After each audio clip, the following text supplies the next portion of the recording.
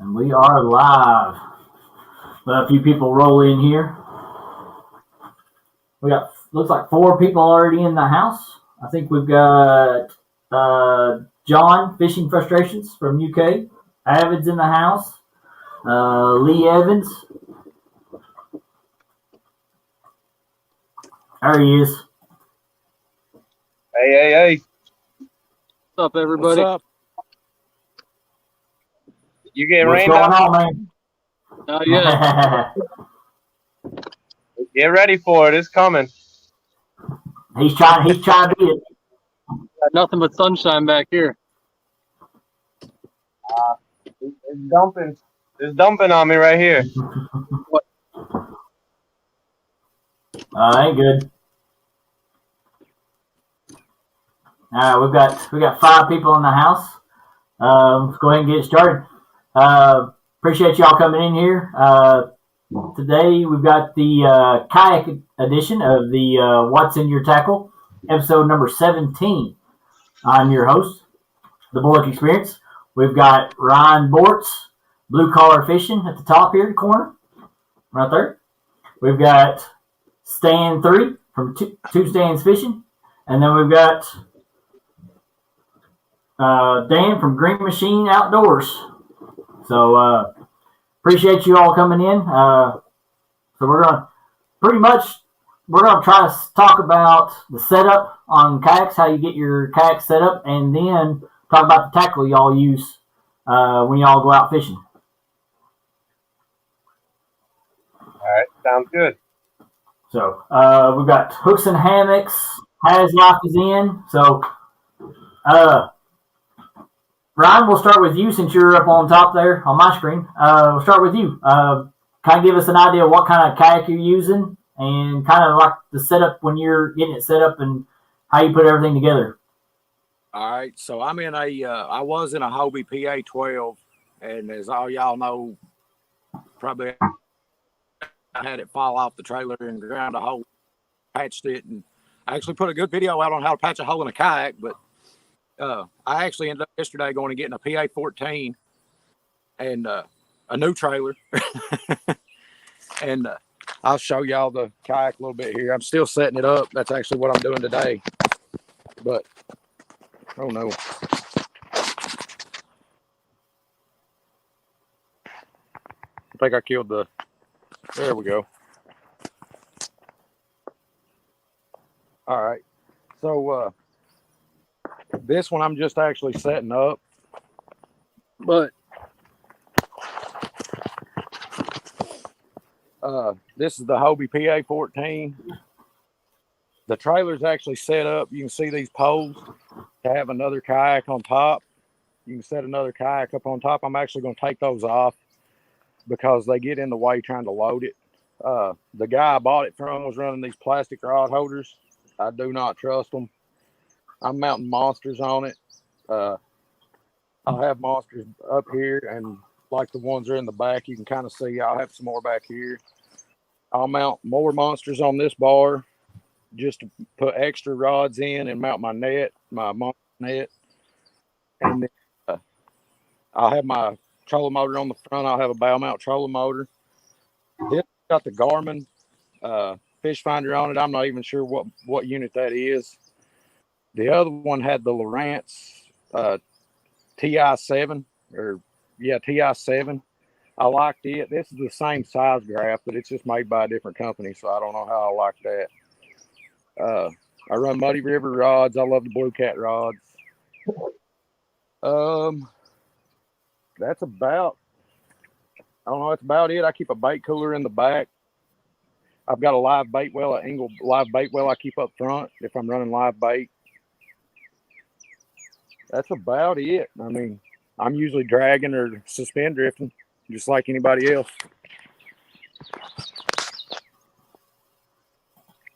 If y'all got any questions, make sure you put it in the comments there so we can make sure we ask these guys the questions that we need to. Stan, I'll give you the full screen. You talk about your kayak, how you got it set up, what kind of kayak you're using and stuff.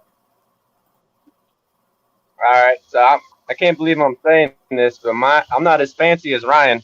I just have a basic beginner Pelican kayak, and it's got the two rod holders in the back. That's what I started with, and then I finally upgraded and got two more, the rod holders you see at Walmart, and I just put them on the front, drilled a hole, and mounted them through.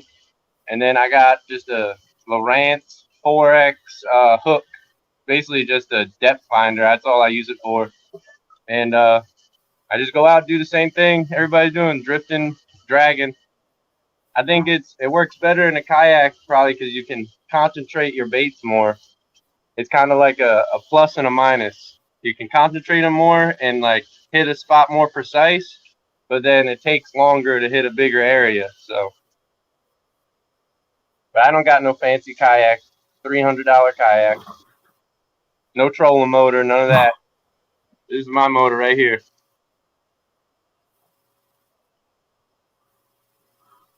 Dan's the one with Yeah, all the I know you notice that you always use the pedal. Yeah, I don't have no pedal drive.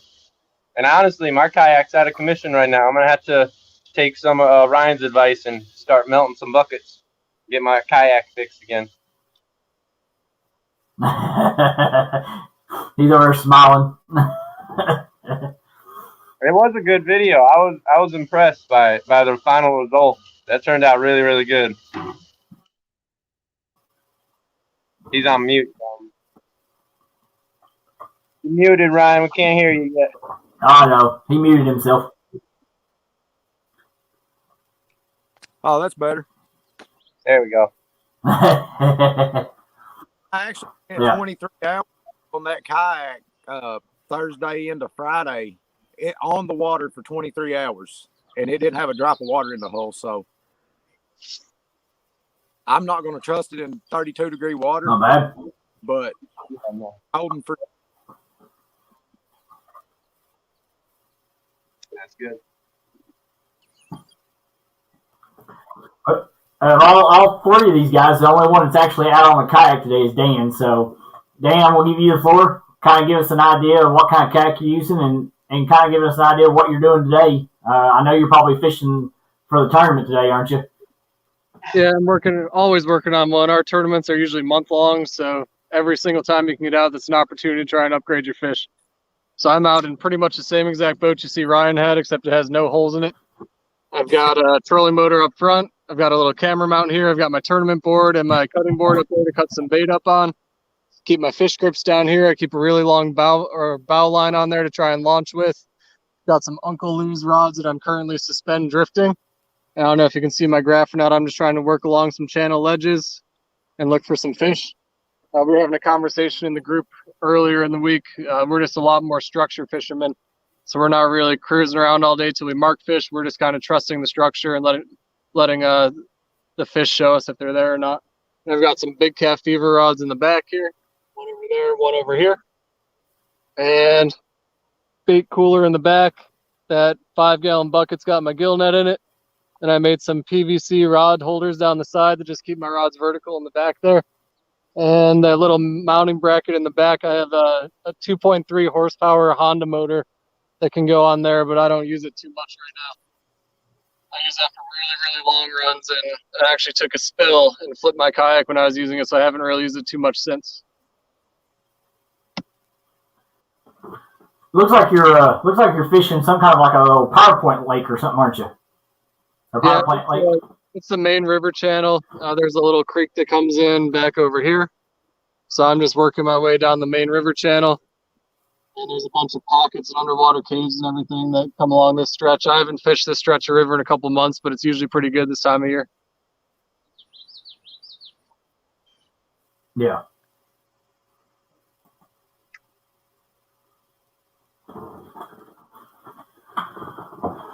So Ron, what you said you like using the Muddy River catfishing rods? Is that what you said? Let me step over here and grab one, and I'll show you my setup that I use. Okay. Yeah, Stan, I know you can't show yours. You're at work, aren't you? Those muddy river rods are nice, but I got my hands on some of them Uncle Lou rods.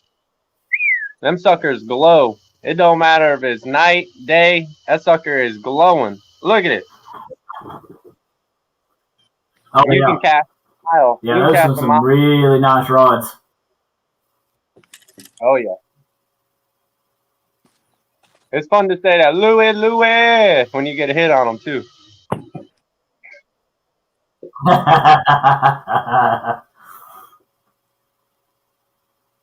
got 14 in the house. We got Sogo, Amy Payne, Solo Texan Adventures, Fishing the Dot. We got Becky.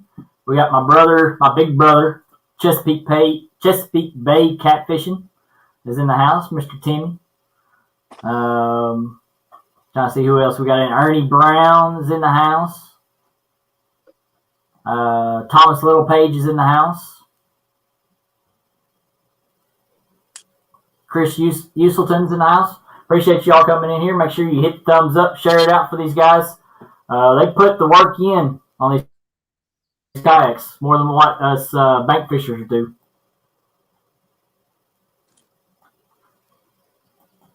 So, Ryan, so show us the setup on your rods there. All right. What you got in your hand? The Blue Cat rod, and then this the Lew's Laser 60 reel. I'm actually changing those out. I actually got new reels. I'll show you one of them in a minute today, or I picked up today. But my rig, I'm running 50-pound braid down to this is not a sinker slide. This is a swivel, and I did that because a sinker slide's so big. So I just ran the line through a swivel, and that's what I've got my Sandy Drifter dragon weight attached to. And then I've got another swivel tied to that line, and then that is 50-pound mono. I'm normally running somewhere between 30 to 50-pound mono for a leader. If I'm in a snaggy area, I'll drop my leader size. That way, when my hook gets snagged, I don't lose my whole rig. I just break the leader and I tie a new leader and hook and rattle on. That's a dollar rat. They ain't even a dollar. I get 20 of them for $15 off Amazon. I don't buy the Demon Dragons that's all painted fancy and all that. And then that's actually a Catfish with a K, Catfish Clothing brand hook that they sell. I actually like those hooks pretty good. And that's what I use for dragging. And then if I'm suspending, I use the Muddy River medium action rods. And I use those with Simple Carolina rig. The same line, same leader line and all that. But I had some issues with a couple of Abu reels here recently that the side plates fell off of on the 6500s. So I went and got these today. I got 7000s, and that's because I got the 7000s because I'm switching from braid to mono so I can pull planter boards. Mono don't hook in planter boards worth of crap. But these are Abu 7000 Catfish Specials I picked up used for like $60 a piece today. So I'm going to use those and use the extra line capacity so I can run mono. But that's pretty much it on gear. I mean, I'm straight bank sink my rods and try to keep it simple. Yeah. Oh, yeah, absolutely. Y'all have anything to add to that, Stan or Dan? No, the KISS method works. Keep it simple. Sometimes we get caught up with the tackle. It buys the fisherman sometimes better than it gets the fish. Yeah. Absolutely.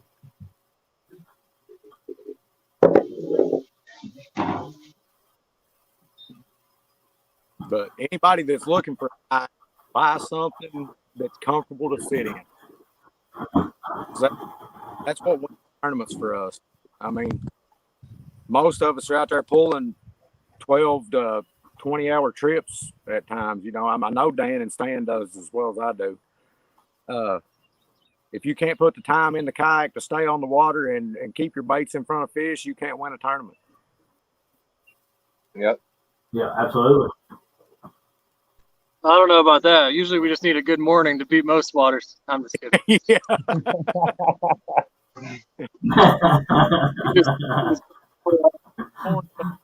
James. As long as it wasn't 2 weeks ago.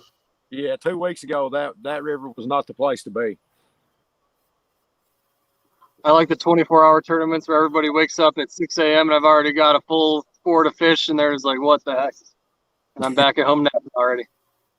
But it's not going like that right now. Now that only happens. So how long you been out there, Dan?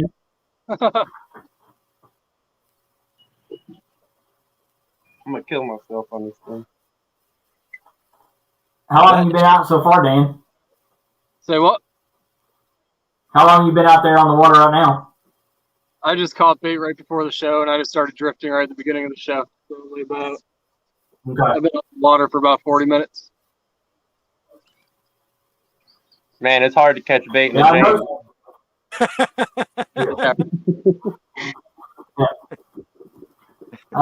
We got a question for Avid. What's the longest time you've been in a kayak at one time?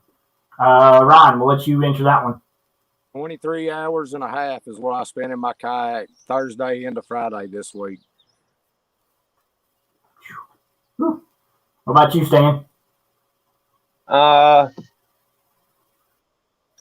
least 20. Yeah, easy overnights. I mean, I've stayed out there all weekend. I've come in to like grab a bite and then right back out within 30 minutes and stay out there all weekend. But yeah, I don't exactly have a set time where I stayed in it and didn't get out. The Iron Cat's probably longest. Yeah, we had giraffe legs after that one. We were in the boats for like 20 minutes straight. Yep. It was worth it though. Definitely worth it. Probably one of the best drifts ever. It's gonna be hard to beat that.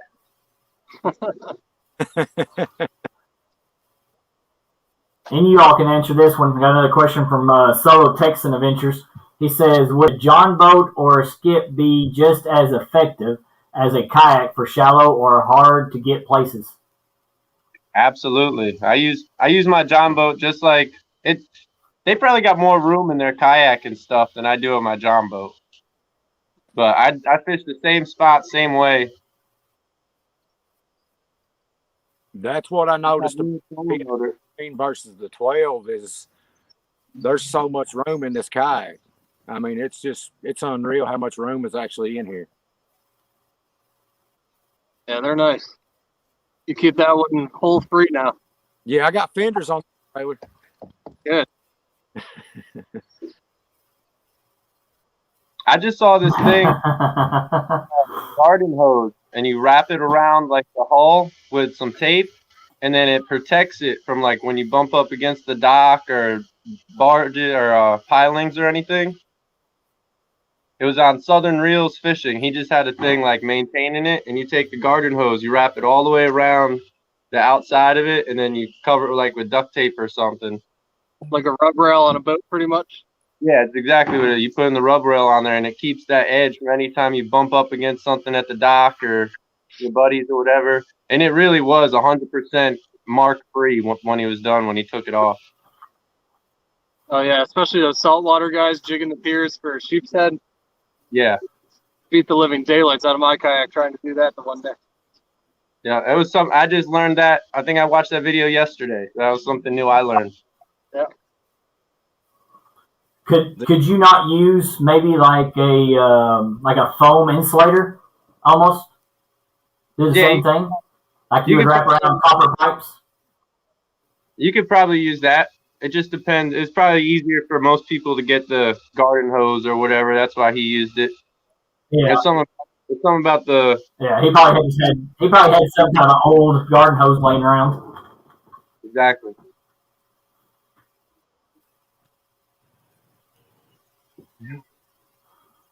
That's a whole nother. Yeah, Has says his first drift was the best drift ever on his kayak. Right, yeah, he started off right. That was a nice. Yeah, that's how you break it in for sure. Yeah. Yeah, I think you got like a 40-something and a 20-something pound. So that was a good trip. I know he's hooked now. Yeah, it won't be long. We'll have him talking in inches. Yeah. Yep. Yeah. Well, that's the one thing he was going to be in here because he said he's going to have his notebook and ready to ask questions. So his first question is, what do you use for knee guards? It's keel guard. Yeah, keel guards. Yeah, keel guards. Dan actually sent me a product the other day, link to a product called Gator Guard, and I'm investing in some of that. It's just like a stick-on type patch, but it hardens like plastic, and it's really tough from what they showed on there. You can sand it, paint it, whatever you want to do, and I'm going to get some of that and actually repatch my other kayak with it, and then I'm going to put it on this one too for a keel guard. So I actually do most of my launching just like a boat, and I fish pretty deep water most of the time. I don't really run shallow, so I don't really have a need for that. I don't really bump my boat around too much. That's exactly what got messed up on my kayak. I should have had that on. You can probably look at that for a So patch. you learned. Yeah, lesson learned. Get keel guard. Yeah.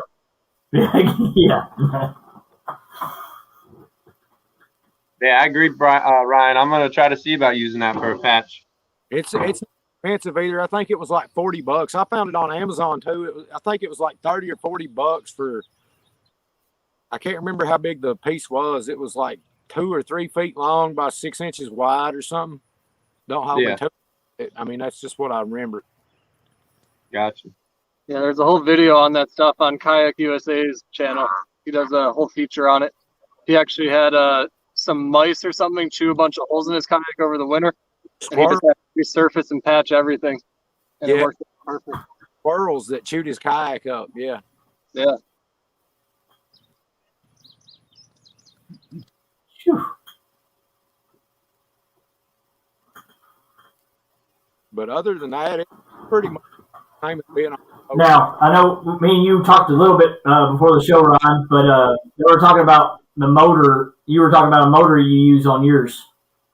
Yeah, I have the Minn Kota Riptide for mine. I don't have the spot lock. I can add it to it, and I plan on doing that in the future.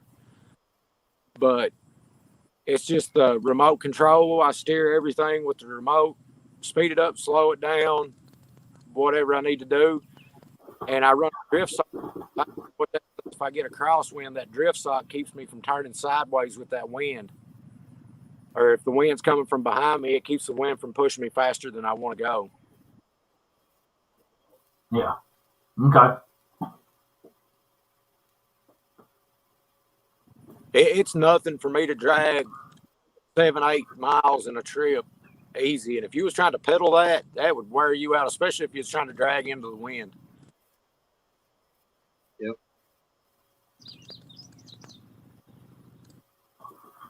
What are you using, Dan? I've got the Motor Guide XI3. They actually have a kayak version, so it's got a really short shaft at about 36 inches. It's I had a Minn Kota Tarova on there, which is a 24-volt motor, but it was just so heavy. It was about 45 pounds, and you need 2 batteries. So going down to 12 volts, I just have 1 battery, and the motor is only about 29 pounds. And having that on the bow of a kayak makes a world of difference. So I'm not just plowing down to the water. And I actually go just about the same speed with the 12-volt 55-pound thrust as I was with the 24-volt 80-pound thrust. But a lot of times I just leave it all at home and use my pedals. I like the exercise.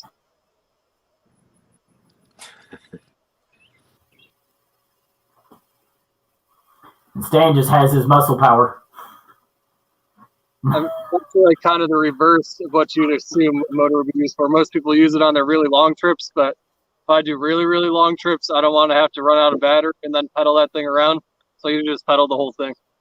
Just keep it simple. Yeah. Now, when you all look at your kayaks and stuff, are you looking? If somebody wanted to get one, do they need to look at ones that they can buy like at Walmart, or where do they need to specifically look at one that's not too expensive but it's good for fishing? find people around you and try different kayaks before you buy anything. And see if they'll let you take their kayak out. I mean, you don't have to borrow it. Just go out with them one day and paddle it around and try different kayaks and see what you're most comfortable with and what feels best to you. Because I've went through 5 kayaks now before I got this one.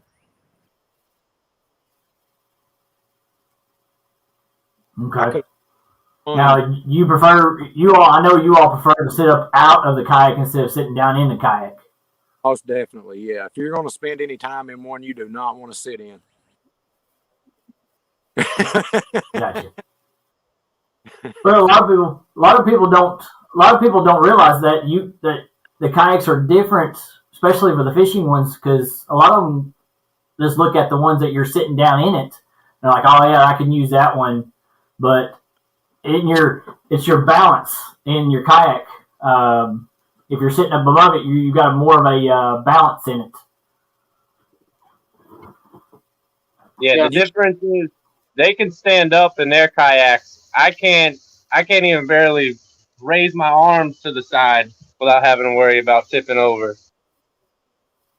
Don't let him fool you. He uses my extra one all the time. I don't know, Dan. I don't know. Dan's fell out of his. So. Oh, that's true. Yeah. Still don't know how that. Rough conditions going fast. Dan was doing a little giddy up. That's how that happened. Trying to outrun the wave. We had a couple more questions. I think Avid. Yeah. You can't blame it on the wave. Oh yeah, you can. Oh man. When you get a You can definitely blame it on the wave. I had a question that said, do you ever anchor fish from a kayak? I have. Mostly in the winter.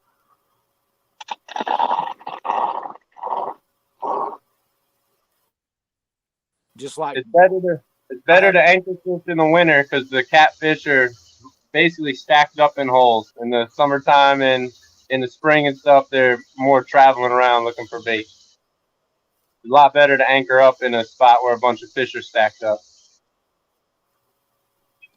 this weekend, I'll probably be doing some anchor fishing. I'll be on the Ohio River in an in-person tournament, and I plan on trying to anchor up and do some bumping. There's some ledges and stuff I found on Navionics and some lake map or some river maps and stuff, and I plan on trying to bump over those ledges and from different spots. If I had a spot lock trolling motor, I'd use that, but we got never lost anchors today, so that's what we'll be using. Yeah, Stan and I were having a big conversation about that. I'd almost rather just Dan, anything to add to that? I'd almost rather suspend and drift than bump because then you at least got 4 rods in there. But I guess you can't do that if the river's too fast like the Ohio can get. Yeah, it'll probably be pushing about 3 miles an hour. That's a little different story. Yeah. Lee Evans was saying something about what about the weight limit on some of these? I'm not even sure what this one is. 600 pounds. Yeah, it's 600 pounds, one person, or 600 pounds. Funny. A 17-foot tracker boat, and I'd look at the weight limit plate on there, and it was like 950 pounds, and this kayak's got 600. It's like we're almost there on just the kayak. And that's pretty good. With Dan, especially with his gas motor, and me carrying 2 regular deep cycle batteries for my trolling motor, I'm sure we're probably pushing pretty close to that by the time we get us and all the rest of our gear on there. Yep. I know I exceed the weight limit on mine. When you 100% in the floor, you exceed the weight limit on all of them. Yeah. That's the goal, right? That's the mission. Well, my mission's now to put 4 so I can one up. So, Solo Texan says the only concern he has with a kayak is restroom breaks. Just stand. Water's right there. Yeah. Where do you go when you're on a boat? I mean, it's the same difference. Yep. Yep. Except you're the only one in here. You don't have I was someone else. like, Ron and Dan can stand up, but Stan has to use a bottle. Stan has to use the bottle because he can't stand up in his. He's Gatorade. Yeah. Yeah, that's the other thing that sucks about that sit-in kayak. Yeah. I think there was another one. I think Thomas Littlepage had a question. Says, "How do you guys deal with the wind?" Stan, you can take that one first. The drip socks. Drip socks, and sometimes use the wind to your advantage. If you know the wind's blowing a certain way, use that. Go to a certain spot and then let the wind push you wherever you got to go to. Or if you want to get to a certain spot, use the wind to help you get there. It's going to suck one way or another going there or going back. So. Yeah. What about you, Ron? Anything to add to that? I used to be kind of the same way when I would pull up to whatever ramp I was wanting to fish. I would look for where the wind was blowing, and I would go into it and then let the wind drift me back and using a drift sock. And then when I got the trolling motor, I don't care which way it's blowing anymore. I just throw the drift sock out and I go whichever way I want to go. I try to find wind blowing a lot of times to fish, especially here on this lake. You find a wind blown bank and it seems like the bait fish are there. So that's normally where I find my fish, but that don't always work. I told you it was coming, Dan. It's a stupid motorboat. Pleasure boaters are out here. Can you hear that? It's so loud I can't even think. Yeah, you have to keep on. Yeah, you got to keep on muting yours because of it.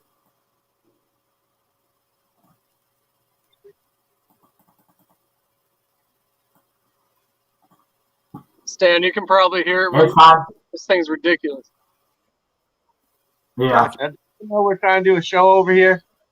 I know. I'm going to tell him that. Yeah. Yeah. He just keeps going back and forth right here. Probably Luther. Yeah. He's probably just trying to figure out what you're doing. No, it's like Trying to figure out why you're sitting in a kayak with poles sticking out both sides. You do draw a lot of attention when you pull up to the boat ramp on a kayak or people see you out on the water. Like it draws a lot of attention to you. It's crazy at the people that's like, check out that guy's setup, or that want to talk to you about it. No, Avid, I didn't catch the big one. Yeah, everybody looks at me all funny when I have that little tiny kayak and I got more. Yeah, he was asking if you caught that big flounder. Just a bunch of little ones, nothing, no keepers. I was on them though.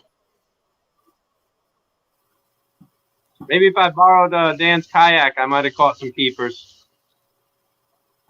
Big John,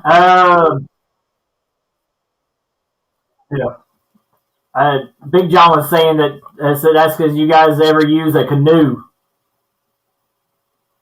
I think technically they're allowed in our tournaments. I'm not sure about that. I've never been in a canoe in my life. Yeah, I want to get a little canoe with a square back and put my little Honda on it and go to town. You'd be like some of these foreign countries sitting in their big old long canoes with that big motor sitting on the back. Right.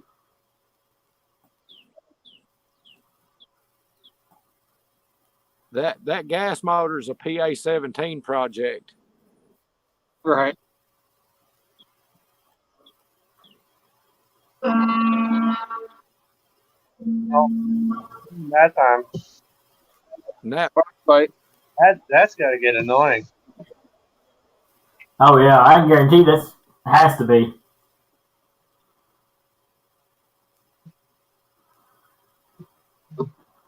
But trying to think of what else we could talk about. Dan, we kind of didn't really go over much of your tackle stuff. What kind of line are you using? The reels? Yeah, so I've got Shimano Takotas right here. I'm trying to move over to those. They're super smooth, and I love them. I do pretty much everything lefty, which Stan 3 loves when he's on my boat. I've got 30-pound slime line on there. I use 100-pound leaders because when we get those big fish up to the side of the boat, once I get my hand on that leader line, it's basically a rope, and I can make sure I don't lose them. I've got all different kinds of hooks, everything from Dale's tackles, whisker seekers, catfish hooks, everything. So I don't really have too much of a preference, just kind of playing around with everything.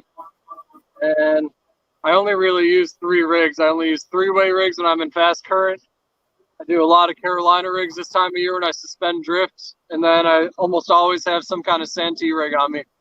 So I can either suspend it, anchor fish with it, drag with it, whatever I need to do. Gotcha. What about you, Stan? What's kind of your setup on? Right now, I've got I got the Uncle Lou rod with Abu Garcia 6500. Then I got a Muddy River catfish rod, that medium rod, and that with a Penn Warfare, and then catfish the Ugly Sticks with Penn Warfares on them. I mean, it's a great combo. Can't go wrong with it. And then I used about 25-pound minimum. True. 30-pound is what I like. Big game solar collector, and a minimum of a 50-pound leader line. And then the same rigs that Dan was talking about, those 3 rigs. That's spot on right there.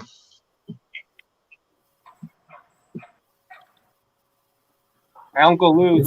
It seems like with most kayak guys, the rigs are pretty much the same, especially because you're in that current, you're in the different kind of current and stuff like that. Yep. I think we just already know those are the best rigs, so we all use them. We just stick with what works. Yeah. I'm not messing around with no 8-foot leaders with 4 hooks on it. I'll double hook rig my drifting rigs. That's about it. Man, that was a catfish sabiki. It didn't work.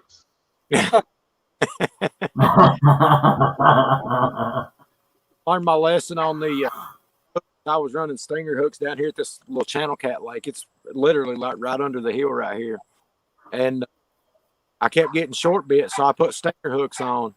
And the first fish I caught was 10 minutes after I got my last rig tied, and I pulled it up in the kayak. And when I did, the fish was laying between my legs. It was like a 16-inch channel cat. It was a little bitty thing. It went to flopping, and the back stinger hook was still loose out of the fish's mouth, and the front stinger hook was what it had.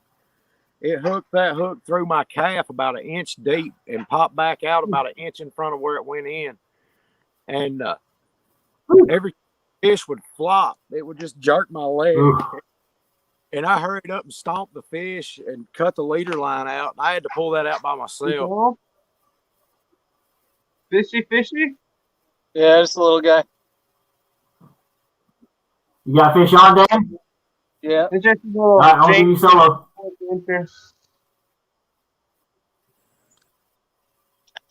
And Ryan called it a little 16-incher on a double hook rig. I hope I don't have the same thing as him.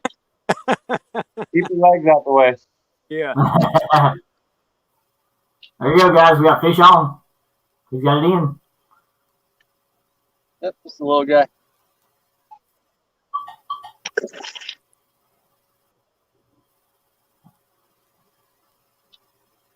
Not bad, not bad. I'll do a lot of my head pieces with a double hook rig, one in the front, one in the back. He got the stinger hook just now.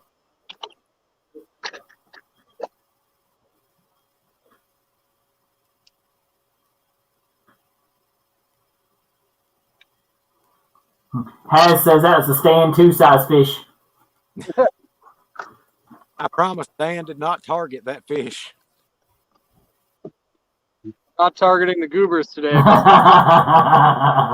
Something in between would be nice. Yeah. And, I'm pretty sure the trolling motor thing works just the same. I guess it's kind of the same. Yeah. I guess it's kind of the same because, I mean, like, Dan, you said that you were basically targeting structure. And it's basically the same what I've been doing when I go creek fishing. I mean, right now, that's where they're at. They're under structure. Right. So it's kind of like the same. Yeah, this whole bank next to me, it's all fallen trees and overgrown brush and everything. And there's like an underwater cave up here and a couple inlets that go to little pits and things like that. So I'm just trying to work up and down that.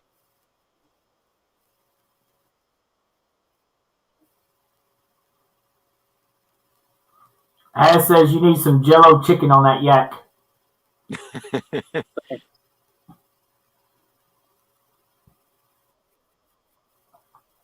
We threw everything when I was up there. They wasn't nothing. It was a weird week, and it hasn't gotten a whole lot better since. I don't know what's going on. I think they smelt that foreign water. It just drove them to turn the bite off. What it was? That's what it was. It has to have been. They were fire when I got there, and then we moved spots, and then they just shut off. And then they didn't bite the time I was there. As soon as you soaked your lines in there, they smelt that other water. That was it. I should use Dan's rods while I was there. I was using his kayak and y'all's bait. And I should just use his rod while I was there too. I mean, I could have just stayed out there fishing for you. Yeah. Counted my score. Nah, you probably did better than that. We've got 19 people in the house. Appreciate y'all coming in here. We got Matt from 1B, Mike's Fishing Home. We got the Chad Polar Bear. They've been talking about the Zepcos. If anybody uses any more Zepcos, especially the 888 Zepco. That's funny. We had a guy in our regional tournaments named Mike. And he used one rod, and he only used his kayak to access bank spots. He would take one rod with a slip and go out, and that's how he fished the Ohio River. And he would use that slip float and sort of suspend it above the bottom and let it drift with the current. And this guy caught monsters. He caught some nice fish. I think he has the biggest fish to date in one of our regional tournaments. I think it was like 48 and a half or 49 and a half inches long. Oh. With an 888. Yeah. That was the first big reel I got. We got two staying now. That big Zebco 888 was Go the ahead, first Sam. heavy-duty rod or heavy-duty reel that I got when I started getting into the catfishing. I still have the pole. The reel is shot. I caught a 41-inch striper, and it just destroyed the gears. But I've got the rod still. That's the one I wrapped up all chunky style. It's my lucky rod. But it works. It's got the bait alert and all that stuff. It'll get you out there catching fish. It's not expensive either.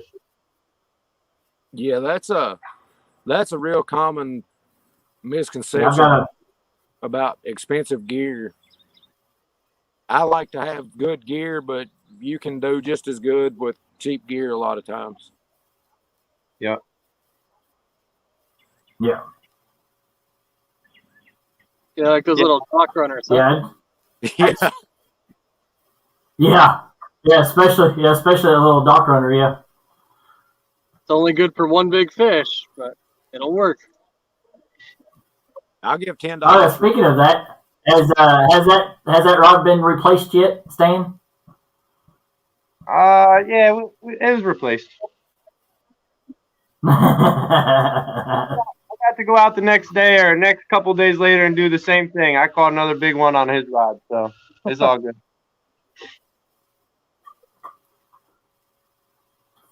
But yeah. If everybody in the chat has missed it, I don't know if you all hadn't seen it, but Dan from Green Machine Outdoors has got a video he dropped of catching a 60.5 pound blue catfish on a ugly stick dock runner with 30-pound mono. So you need to go check that out if you haven't already seen it. It's we were out fishing with Stan too, and then Courtney did most awesome of the little video. Oh yeah, she was fighting. She was fighting that fish big time on that pole. Is this gonna be fun? Yeah. Yeah. Yeah, I think so. She knew it was gonna be fun. She knew exactly what to say. That's right.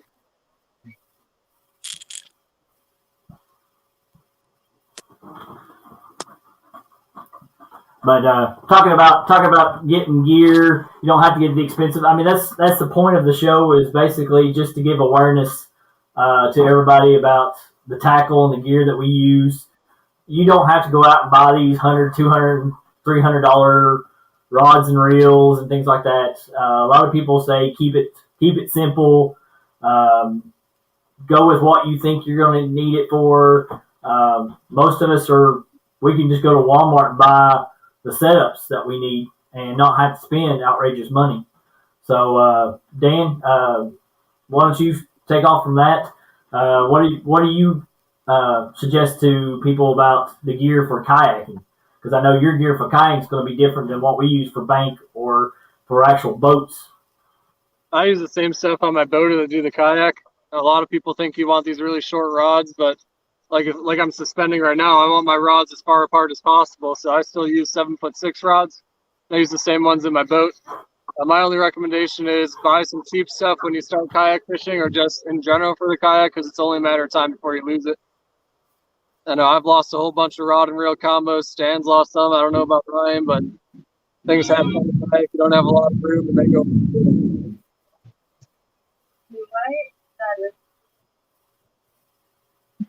All right, Ryan, what do you got to add on to that? I think I'm doing my beginning.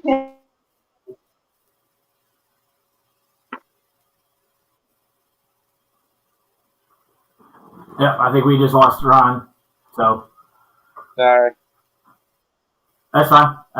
Since we lost Ryan, you can take over, Stan. What do you tell people that are just getting started in kayak what to look for is tackle and stuff like that, and the kayaks and stuff that they need to look for? Storage is been my storage and flotation. You know, like how the weight capacity. That's my two biggest struggles that I deal with. So make sure it's got good storage and it's got a good weight capacity if you're gonna get one to, you're just starting out. And then pick something for the waters that you're gonna fish. Like if you're just fishing smaller ponds or whatever, you probably don't need to get that Hobie 14. I'm not saying it wouldn't be awesome, but I'm saying probably don't need to go spend that much. You can get one of them smaller ones from Walmart or something and get your feet wet, see if you like it. Or like a smaller one would be perfect for your creek fishing and stuff like that. You're not gonna put that big boat in a creek. You're gonna take one of them smaller ones in there, and that's a good way to experience it. And it's kind of like an adventure. That's another part of it. You get to go through all them little creeks. It's a lot different than the big water. You don't have to spend all the money. Just go get one pole, one kayak, go out there, have some fun. That's a really good point. I actually live about a quarter mile from the James River, but it's a section that's all rapids and about 5 foot of water in most places. So I have a whole different kayak setup for when I go up that way. The ramps I have access to, you've got to push and pull your kayak up and down the ramp. You can't launch it like a boat. So you don't want to have a 150-pound kayak trying to pull it up the ramp. You'll never get it up there. That's a really good point. I guess that's the one advantage I have on mine. I can get into a lot of other places that Dan couldn't get into with that one. I mean, he's got another kayak, but I'm just saying. Yeah. And it's just a little thing I picked up used off Facebook Marketplace just to have around the house. And that's probably the best place to go to find something if you just want to start out and try it out. You don't got to go to the store and buy it new. Or you can rent them. I just went to absolutely. it for like $40 for a whole day. You can rent a kayak. Yeah. A lot of docks around here. You can rent stuff like that now. Either just regular cruising kayaks that you would just sit down in, or even the fishing ones now that they're starting to add more of those because a lot of people are wanting to use those more. They want to step out of it, more comfortable for them. Yep. And then the that kind of ties a couple things together. Just try different kayaks and don't base the experience based off of the first one you fish in. If you rent one, it may not be that super high-end kayak, so you may not enjoy the experience too much. Like I know when I'm in my little paddle kayak, if I'm in there for 2 hours, I'm looking for a bank spot to get out and stretch. I can sleep in this thing or spend all day in here and be just fine. So just think about how long you're going to spend on the water, and even if you got to stretch your budget a little bit, get the kayak that you want to buy last instead of going through 5 different kayaks to get the one you eventually want. Buy your last kayak first. Yeah, I like what Dan told me. He said, cry once, buy once. Or buy once, cry once. Yep. Avid had a question. He said, would you all ever try fishing big rivers like the Mississippi in a kayak? The James ain't big enough? Yeah, right? I take mine in the ocean, so I don't think you get much bigger than the ocean. Yeah, we go out in the Chesapeake Bay. It's not too far from us. You got to pick and choose your days and make decisions, but I don't know. It's all about your comfort level. Don't push it until you're used to it. Yeah, and with the rough water, it'd just be don't anchor. That seems to be my thing. It's dangerous when you anchor in that really fast water. It's easy to just float down it. It's almost easier to anchor than it is to unanchor. As soon as you start to pull your anchor and your boat goes sideways, that's when you get in trouble. Yep, exactly. But I do a lot of 550 cord for my connections to my boat, and I've got a knife right here. And I've had to use it before where I started to go sideways in current trying to pull my anchor, and I didn't have any slack, and I just cut it, and Stan actually found my anchor for me. Yep. I guess that's another good thing about the tidal. Wait for the tide to go on. Chris from Hooks and Hammocks, he's another kayak guy that's been out there doing kayaks. He does his is the foot pedals. So he said a lot of outfitters have several days a year where you can test different kayaks. So that's good information for a lot of people that want to try them out.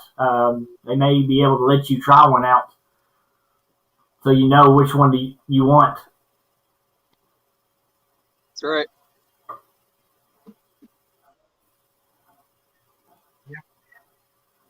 Yeah, they're very different. Yep. All right, Mike's fishing home. We'll check you later. Well, I got 2% on my phone, so if I cut out, my phone died. But I might as well just say goodbye to everybody now. I appreciate you having me on the show. If anybody wants to get it, just go out there. Try to pond. Get in the kayak. Yeah. Thank you. Have a good one. Later. All right. See you soon.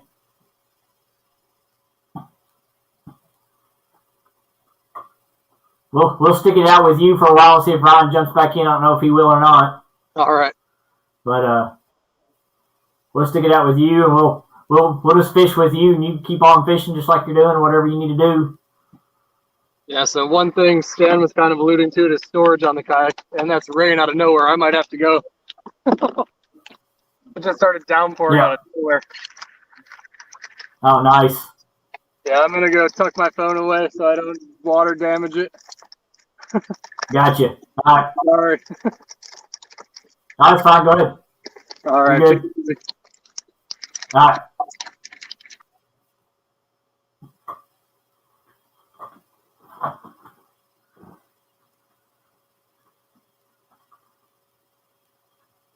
Yeah.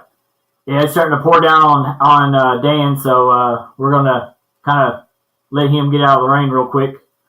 But in the meantime, I've got I'm gonna send somebody something real quick and see if they want to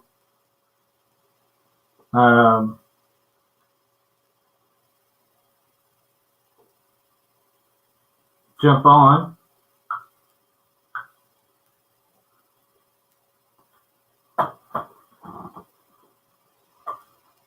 Yeah, Stan. Yeah, it'd be nice to see you out there and try that, man.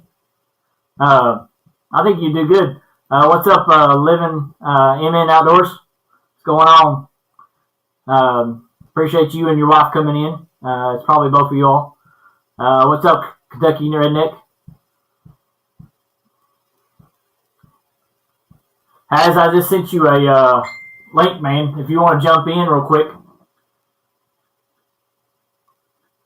All right.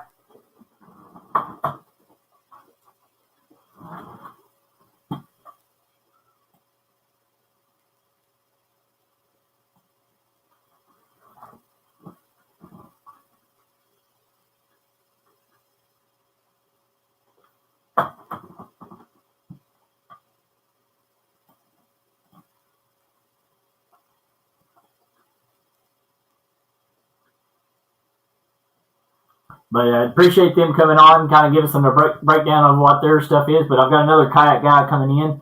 So we're kind of give a breakdown on his setup and stuff on the kayaks.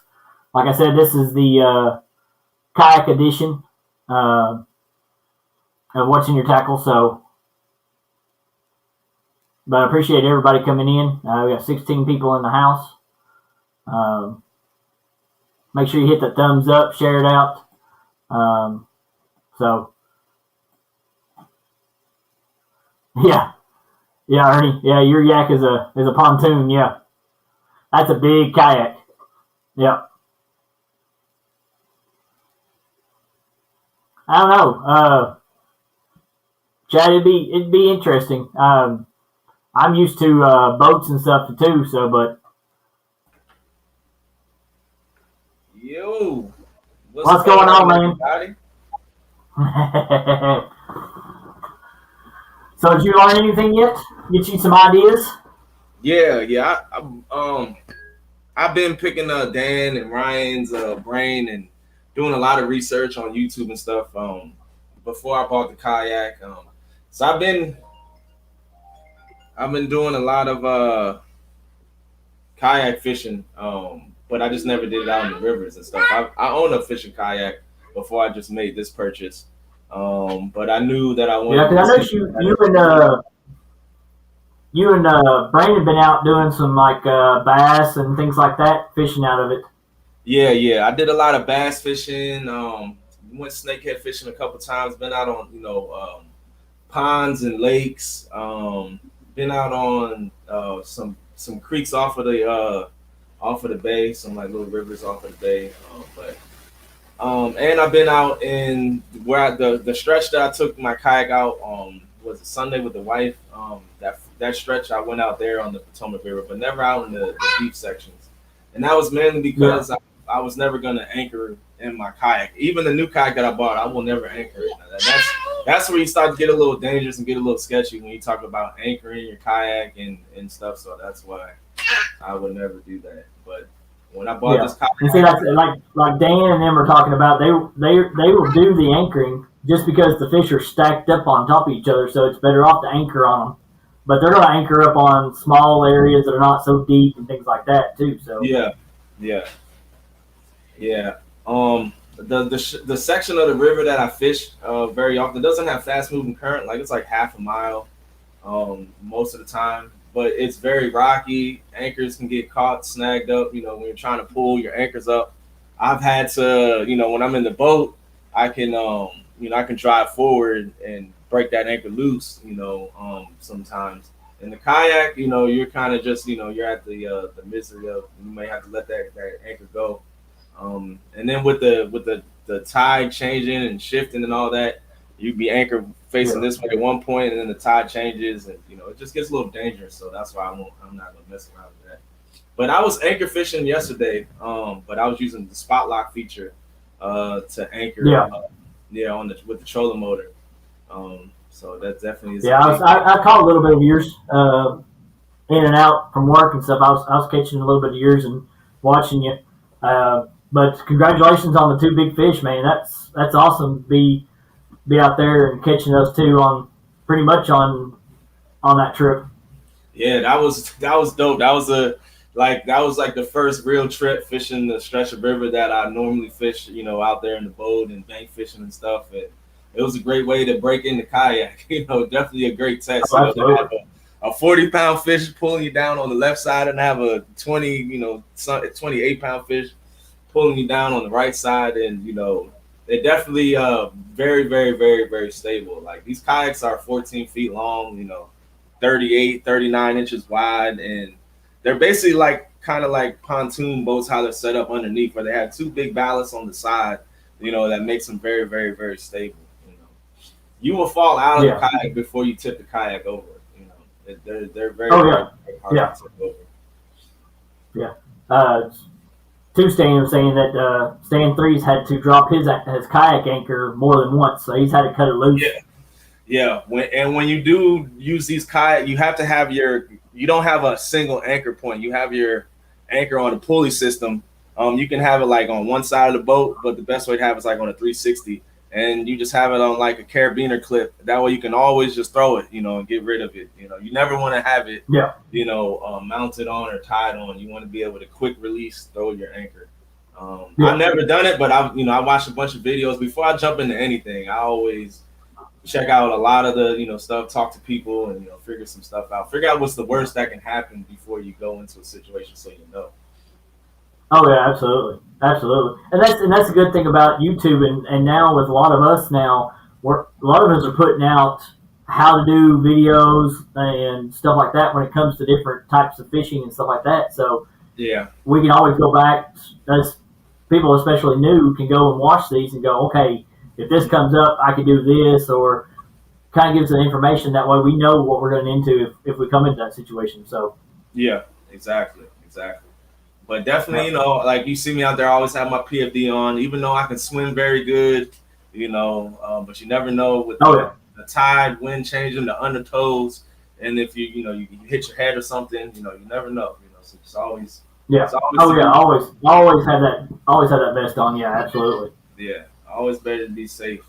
But yeah, they definitely these fishing kayaks have come a long way. They definitely gear. They're expensive. Some of them cost, like my kayak that I have costs more than my boat. Like when it comes out with the trailer and everything on it, my kayak is more expensive than the boat that I just bought earlier in the year. They definitely get expensive. But so kind of give us a breakdown. Of your kayak. So right now, the breakdown of my kayak, I actually have a video where I go through and show you guys the rundown. It comes with 4 built-in rod holders. It comes with 4 18-inch gear tracks, which on the kayak, that's like where you use to mount everything to your rod holders, your camera mounts and all that stuff. But I'm upgrading mine. They just came in today, metal gear tracks. So if you're fishing for big fish like catfish and you're fishing suspended, you know how much torque can get put on that, that plastic gear track. And I've talked to several people, Ryan, Dan, other people, they've all said, that they've used them, but they've also lost rods to them too because of that torque and them breaking them. So I just went ahead and just was like, I'm going to go out with the metal gear tracks and the best rod holders in the game. Talked to Steve Douglas, took me up with a set of monster rod holders. So I'm going to have 4 monster rod holders out there on the kayak. You guys are going to be seeing those out there, with the orange on to match the kayak. So I can't wait for that. And I just keep it light. I'm a pretty heavy set guy. I know the kayak is rated for like 450 pounds. Well, 600 pounds, but they also include the kayak weight in there too. So but standalone like add-on weight's like 450 pounds. Plus, if I pull like a 50 or 60 pound fish in, you want to be able to have that extra weight. So I went to lithium batteries to save on adding on weight. So we keep the kayak pretty light, keep it light. Yeah. Now on your rod holders, which rod holders are you using? I'm going to be using monster rod holders. Right now I have the pre-built-in ones that I'm using. I use those for like the dragon ones. Those are fine. But in the video yesterday, I had one rod going underneath my seat and the other rod I'm sitting on, like as my 2 rods that I had suspended. You couldn't see it because the camera was sitting up high, but that's how I was doing my suspended rods. So, but yeah, monster rod holders, they'll be coming in next week sometime, and I'll be putting those on there, and that's what I'll be using. There you go. Yeah, I know a lot of people have been switching over to those monster rod holders. Definitely. They are probably one of the best quality, best built, best for the money. Absolutely. Yeah, I talked to Steve Douglas yesterday, so he's hooking me up with a set. You're gonna be seeing them featured a lot. I'll be fishing out of kayak a lot. I'm gonna be doing these kayak tournaments starting in September. There you go. The new tournament starts it starts August 1st, but I won't have the kayak set up the way that I want by then. I also don't have my measuring board. I got a musky bumping board that a lot of these kayak anglers use, and I ordered a custom one, so it takes a little bit longer for it to come. But so September 1st, you'll see me competing in these kayak tournaments. So I can't wait. It's gonna be fun. I know a lot of people didn't know, but kind of give them the breakdown of what the monster rod holders are. What's the difference between them for the kayak and them for a boat? They're the same. They just have a different mounting. So they make a mounting. Man, I didn't know that either until I started doing some research and I went on their website. They make a mounting that goes into the gear track for the kayak. So monster rod holders are they're all the same. They just make different. They make so many different mounting kits. Depending on what type of boat you use, depending on what type of gear track you're using. They have so many different ways you're able to mount them. You can even use them on the bank too as well. But yeah, they make them for the kayak too. You can go online. They're right there online. They have two different types that you can use. Yeah. Stan has a good point. He says the good thing about having kayaks, you don't have to buy gas for them, and it'll pay for itself over time. Absolutely. No Don't have to pay for gas. You don't have to worry about since I've had my boat, it's been in the shop a lot. It's actually I replaced the fuel filter and the fuel line on it when I was out with Stan. Me and Stan were fishing last weekend. The motor started bogging down when I was on full throttle, so I got to replace. It's always a bust out another $1,000. So this is the cheaper way to get out onto the water when the boat's down and out. I wanted to go with this as my first option, but I also wanted to be able to take other people out with me and my family and stuff. So that's why I opted to go with the boat first. But the kayak, I definitely was almost going to pull the trigger back in February in getting this kayak. But I just took a little more time to make it happen. But I love it. Dan says those musky bumper boards are sweet. Yes, they are. They go up to 60 inches and they're almost like a foot wide, so you can measure all types of fish on them. They work great. I can't wait to use them. Yeah, that might be I think for me that might be my option instead of trying to look for or get a hold of a boat. I think for my waters, I've got a lot of areas that kayaks are a lot better for. Yeah, see, I don't have to fish I don't have to cover a big stretch of river. In my boat, I drive to the same, section. I fish the same 3 mile stretch constantly all the time. Yesterday in the video, I fished like a half a mile to a mile stretch of the river. That's all I was fishing. And I put in and I'm fishing right there, right on the fish. I don't have to cover a lot of water. Yeah. That's the only downside to the kayak is you're moving at 3.5, 4 miles an hour versus a boat. You can get to the spot faster. But at the same time, going to the spot that I'm going to is all no wake zone, so it takes a long time in the boat to get to anyway. So the kayak is actually faster. Oh yeah. So the good thing about the areas that I fish, I can do both. I can do catfishing and I can do bass fishing and stuff like that, striper fishing where I fish because they're in the same waters. Mm-hmm. And that was the main reason why I wanted, because I got a boat, but I live 40 minutes from the river, but I have 5 lakes around me, big lakes that are, known for bass fishing and stuff. But you can't put gasoline motors on. In Maryland, there's only one lake that you can have a gasoline motor on, and it's like a 2.5 hour drive from me. Everything else is electric motors, so there's no point of me getting any type of bass board or anything like that. That's why I was like, I'm investing in this kayak. It comes with a trolling motor. That's perfect. That's all I need. And now I'm able to get back out and target these bass and stuff, which you'll be seeing a bunch of videos of me doing soon. Because I love doing multi-species fishing. That's what I love to do. Oh yeah, that's kind of like with my channel. I've kind of went back to that. What I started out with is doing the creek fishing. That's how I got my start. So I was like, but I'm gonna get back into doing more catfishing and stuff like that. Hopefully Thursday we're gonna hit a new spot where some nice good flatheads. I've been talking about it quite a bit. Buck Creek down here. So we're really gonna get into trying to hit that more and more. And we've got a private farm that we're going to get onto that we know the family. So we're going to try to get on it, and they're right on the creek. So yeah. Yeah, man, I love it. I love kayak fishing. That's how I started fishing, 2 years ago. And like 5 months into it, I got a kayak so I can get off the bank. Because bass fishing, it's hard to really track them down and get on them when you're bank fishing. So it's easier to be able to move and get out in a kayak and cover a lot of water. Yeah. Matt says sell your boat and get another kayak for your guest. I don't know. The boat may. I was telling somebody, I said the boat may go up for sale this winter. Who knows? We might just get rid of it. I don't know. I've had my fun. One thing about it is I'm never attached, except for my kayak. I'll never sell that thing. I'm attached to that. But the boat is like it was just a stepping stone. Like I'll get the boat. We'll figure it out. Learn how. It's the first time owning the boat. And I'm not attached to it. I'll sell it. And I want to get another kayak, but I will get another boat. I want to get another boat. One thing I like is that trolling motor. That spot lock feature, having a trolling motor is definitely a game changer when it comes to fishing, period. Not just catfishing, bass fishing, any type of fishing. My boat, it sits up like 4 feet out of water. It's going to be expensive to put a trolling motor up on the front of that thing. And you ever thought about maybe going down to maybe like a John boat?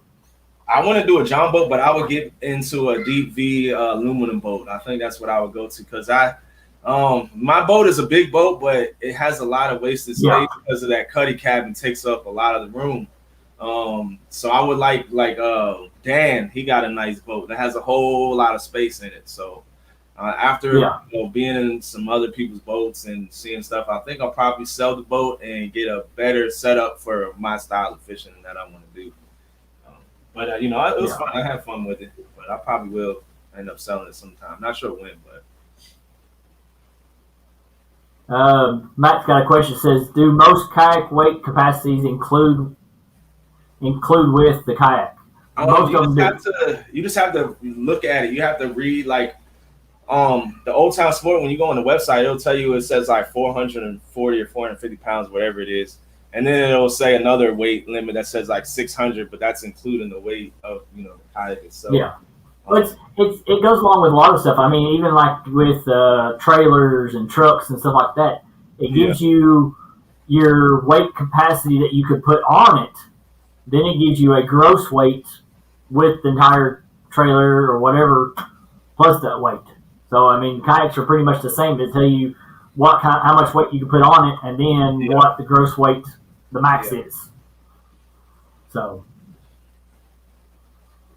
Yeah, the measuring boards are so much better for fit. Yeah, and, Stan was talking about the measuring boards. Yeah, the measuring boards are sweet. That's what I was doing yesterday. I was measuring the fish, and then somebody in the chat was doing the calculations for me, and they were telling me the weight of the fish. It's also a lot better on the fish too, as well. Just measure it right there, get the girth, and you're not putting any stress on, especially if you're weighing it from the fish grippers. Big fish can dislocate the jaw. Speaking of that, I had a fish take my fish grippers yesterday into the water. Oh man!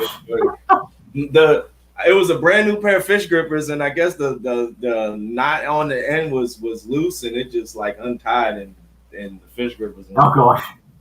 Yeah. What's going on, Dan from Dan Creations? Man, appreciate it. Swimming around with some fish grippers on his lip. Hey, there's plenty of fish around me. It's got hooks in their mouths. So they broke my line off. So I've got one little channel cat that's been running around the creek right now. It's got a nice, good, shiny hook bait on them. So, absolutely, Stan. Definitely. Yeah, and the good thing about it is the grippers. What's that? Go ahead. I was talking about this. So the grippers are. I mean, they're good for the fish, but I mean they're not going to hurt them too bad. Yeah. But I mean, if you're in a kayak, it's kind of hard to hold them up anyways. You're going to have to hold them up way above your head. So the scale is going to be a lot better anyways. The measuring board. Anyways. Yeah, the measuring board. Yeah, I'm not weighing any fish in the kayak, and I'm not going to the bank to weigh them either. I just measure right there on the. No. You can get a pretty good estimate of it if you measure the length and you do the girth. That's pretty much going to be spot on. So give or take a pound or two. When you catching a lot of fish, it doesn't really matter anymore. Like it's not I mean, obviously, it's nice to know. Say, I got a new, PB and official weight and all that stuff. But I just have fun. That's all it's about. Okay. Absolutely. But I know you doesn't, like I said, we talked about you doing some of the kayaking with the bass and stuff like that, and now starting out with catfish and all that stuff. But I know I asked those guys. I'm gonna ask you. Do you have any suggestions for anybody that's getting started out? Just like you've learned a little bit by watching and stuff like that. What can you tell some other people that are trying to get into doing kayak? What did you look out for? Well, like me, I'm kind of a bigger guy, 250 pounds. Definitely you want to get into a kayak that you're going to be comfortable in. Now, my first kayak, it was probably rated for around 250, 260 pounds. I was probably pushing the weight limit on it, but it was still, it was still sturdy. It was still comfortable. I got it at Dick's Sporting Goods for like $350 because, when you're getting into something, you don't want to just jump into putting out $500, $1,000, $2,000 until you know it's something that you want to do. So if you have a friend that has a kayak, you want to test it out with him. But definitely do a lot of research and look around. Look on the Facebook Marketplace too. You can find deals. Right now it's kind of hard because it's summertime, so everything is it's kind of hard to find deals. But if you wait till the wintertime, you'll be able to get really good deals on all the people who bought kayaks, and then they're like, "Oh, it's not for me," and they want to turn around and sell it, so you can catch it really cheap. Yeah. So you can always get a good deal. Yeah, absolutely. Yeah, and if you're going to be going into these fishing kayaks, definitely a trailer. You want a trailer. It's not easy. Like, I'll put my other kayak weigh like 60 pounds, so I just threw that thing on top of my truck. That's no problem. But these kayaks are like 14 feet long and they're 125 pounds, which doesn't sound like a lot, but when it's 14 feet long and 40 inches wide, it's very weird. You can't pick that thing up. Like, it's not gonna happen. So you definitely want to get a trailer for it and stuff. Yeah, Dan, that is a big jump. Yeah, it is. It is a big jump. Oh, yeah. I knew I wanted it. I kayak fished in that kayak for 2 summers. I had a blast in it, but I knew it was time for me to get into something, my last kayak ever, and that's what I did. I bought the last kayak that I'm ever going to own. I'll never have to do that purchase again. I'm going to keep that thing rocking and rolling. It comes with a lifetime whole warranty and everything like that, so I'm good to go. But see, with you already had another type of kayak, so you kind of knew what you were looking for. Yeah. I knew what I wanted to get out of it. I knew that thing came already, I am technical. I know how to wire some stuff up, but everything, like, everybody's adding, trolling motor and stuff too. It's like always an addition to. The kayak wasn't made for that. This one is made for it. Made a trolling motor for it. It pre-wired everything for you, so you don't even have to do anything. It's just get up and go. It made it real simple. So that's why I did. What's going on, John? Real time. Appreciate you coming in. Appreciate the thumbnail, man. The thumbnail is awesome. Appreciate that. If y'all haven't checked it out, the thumbnail, I have to give big props to Mr. Real Time, Mr. John Parker on that one. That's all his doing on that one. So. Oh yeah, Dan. I mean, it's no problem to get that 125 up there, but when you start. Then you have to take everything off of it and on it and off of it and on it, and all that stuff is just extra time when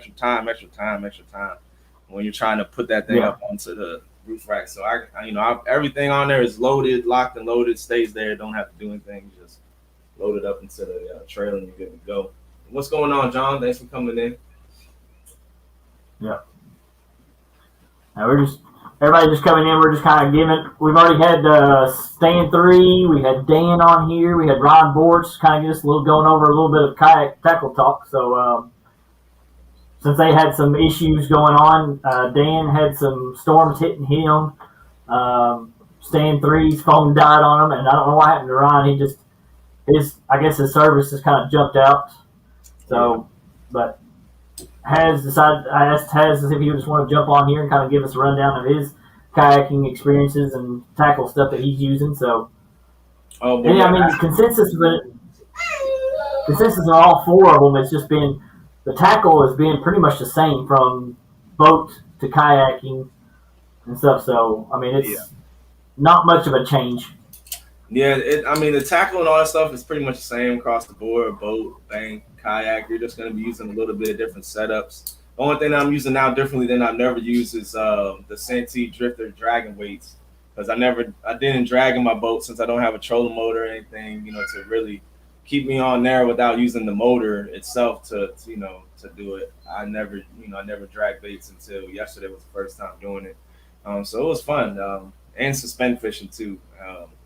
Yeah. While moving, of course, I always suspend the rod off the boat when I'm anchored up, but moving and suspending, you use your depth finder, use your electronics a lot when you're fishing out of the kayak. Between the trolling motor and reading your depth finder and adjusting your baits to different levels and depths, you definitely got to rely on that.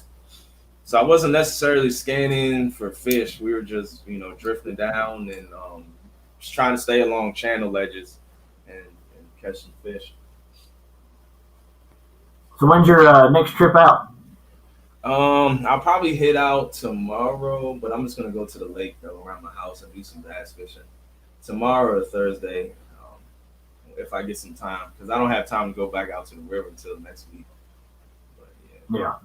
We'll do some local fishing, get some ditch pickles, some greenbacks. There you go. Yeah, they're talking about John's live from the other night. It's awesome that he's for just starting out doing it, man. His lives have been awesome. Yeah, he caught the eel, the best bait on the Potomac River. That was a great catch. And then he caught his first catfish live too as well.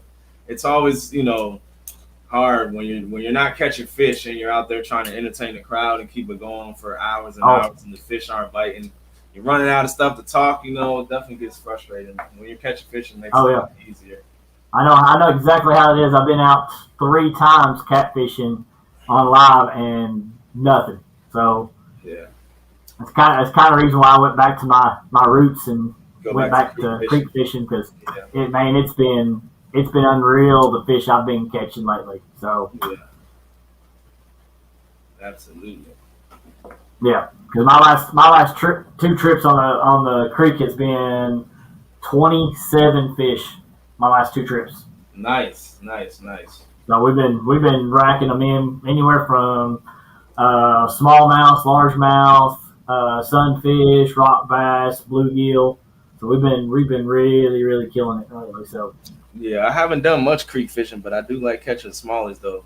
We got a place upper Potomac River and stuff where we go, where we can wade fish. I actually just got some waders too. They're around here somewhere. So I'll be in the fall. I'll be doing some wade fishing. Right now it's too hot to put the things on.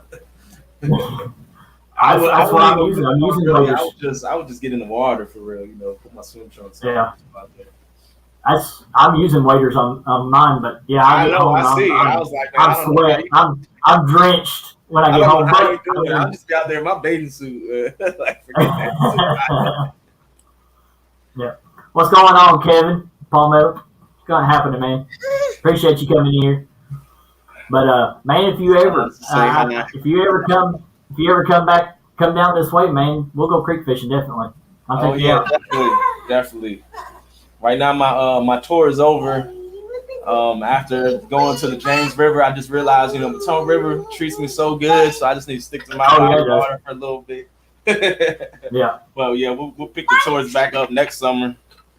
Definitely will. Yeah.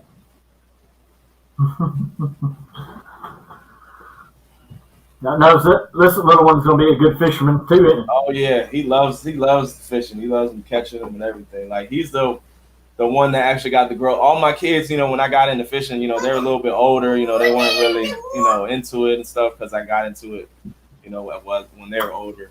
But he's around it all the time and he loves it. So I know he's gonna be the fisherman in the group. What's going on, Raleigh? Amy's back in the house again. Yep.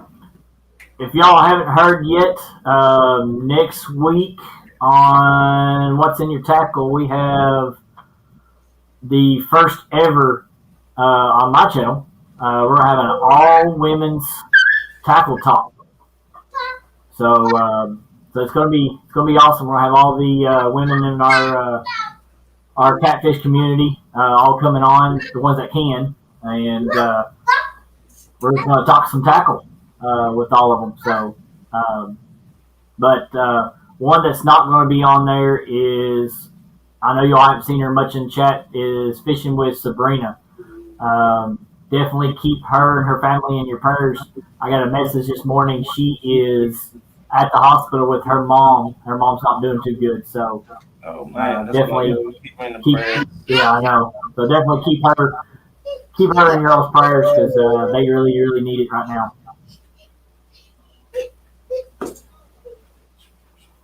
So, but yeah, there's no real loss is in the house. Appreciate you coming in. And what's going on, Bexy?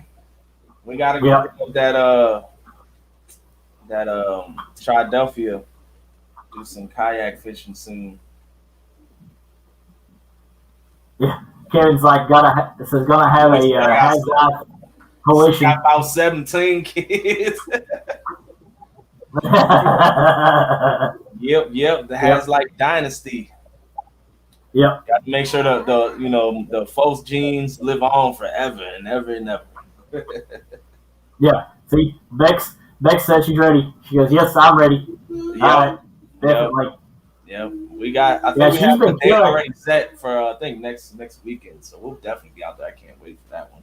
I've never fished that river. I mean that lake before, so it's gonna be fun.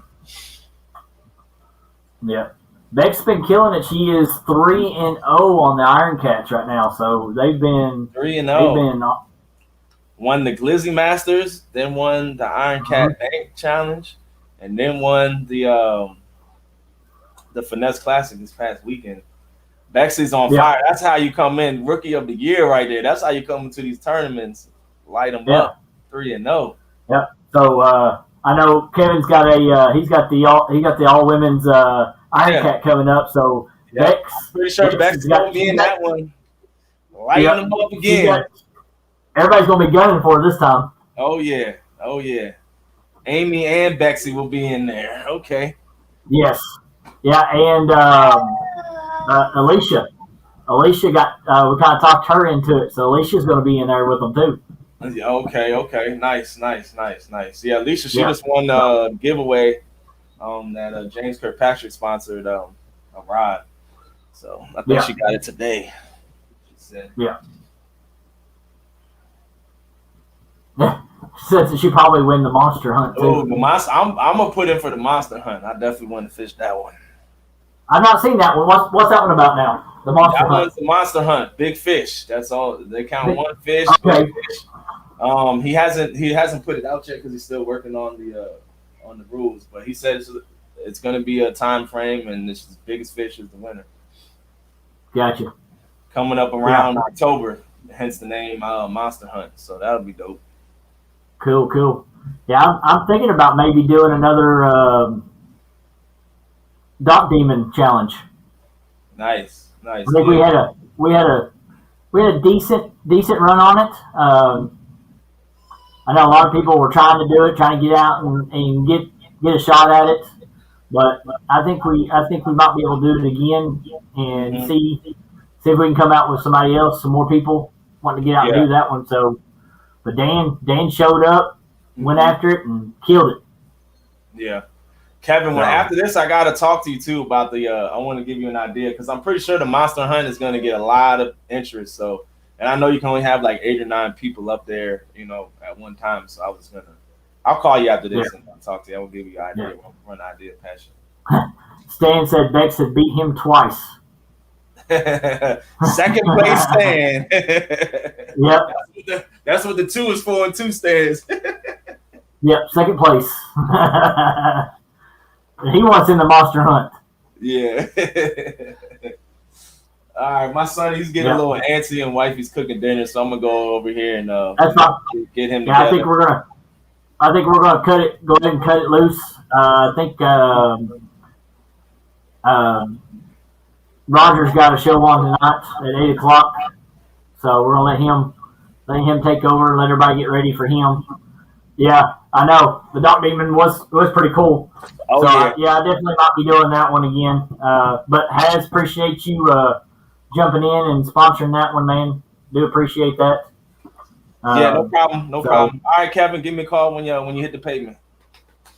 Yep. So, all right, guys, we're gonna call it for this episode number 17, the kayak edition. We will catch you all on the next live. Like I said, next Tuesday night is going to be the all women's angler tackle talk. So I think I've got around 6 or 7 of them are going to be on there. So I've got a full panel for them. So it's going to be a good one. So, but I might go live Thursday. We got to see, depending on reception. The area we're going, don't know if how good reception is out there. We're hoping it's going to be good. So we'll catch you all on the next one. Like I always say, peace. We're out of here, guys. Appreciate y'all coming in. Yep.